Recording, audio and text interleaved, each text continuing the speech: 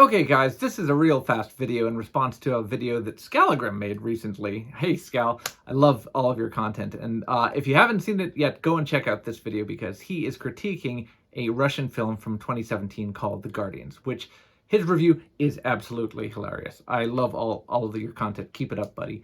And in that film, he points out that the characters have a pretty ridiculous looking sword. It's really super curved, much more curved than you should ever see on any type of a practical sword.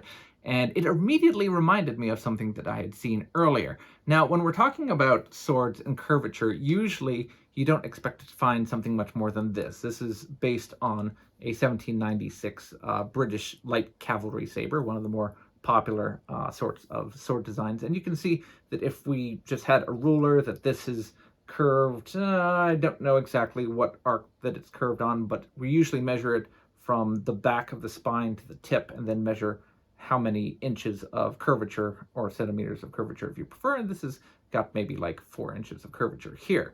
However, around the same time that this sword was being used in the British military, let's say within a decade, there came a trend, and there was many different fashion trends that occurred.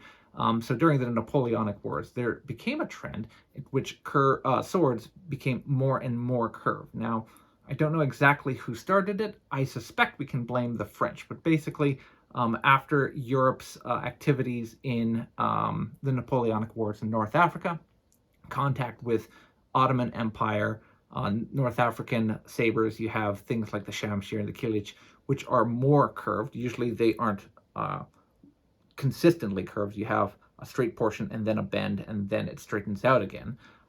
Those style of swords became more popular. They're usually called Mamluk style sabers in Europe when you see them. So that is one sword design. But in general, you had sabers that just had a standard saber hilt, not a Mamluk style saber hilt, that had very sharp curves on them. Matt Easton has a couple of great videos talking about these. They're often called flank officer sabers around the 1803 pattern of hilt design. That's when they became most in vogue. And so you have these that are much more sharply curved, so they come up to about this far. And they're sometimes called like half moon flank officer swords. And you start to wonder how practical they were to have that much level of curvature on them. Again, I would check out some of the videos on Skallagrim Gladiatoria to see what Matt thinks about their level of practicality. We'll stop looking at me and you can see a couple of the examples that I'm talking about. So do any of these match Skallagrim's example on video? No, but take a look at this. Aha! This one is spectacular. And guess what?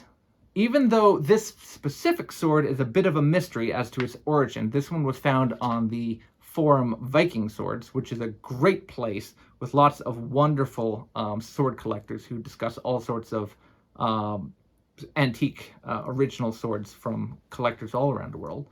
And even though the origins of this particular sword are not well known, it is believed that this is based off of a French design and is actually a Russian saber. So, we have an antique Russian sword with a ridiculous amount of curvature.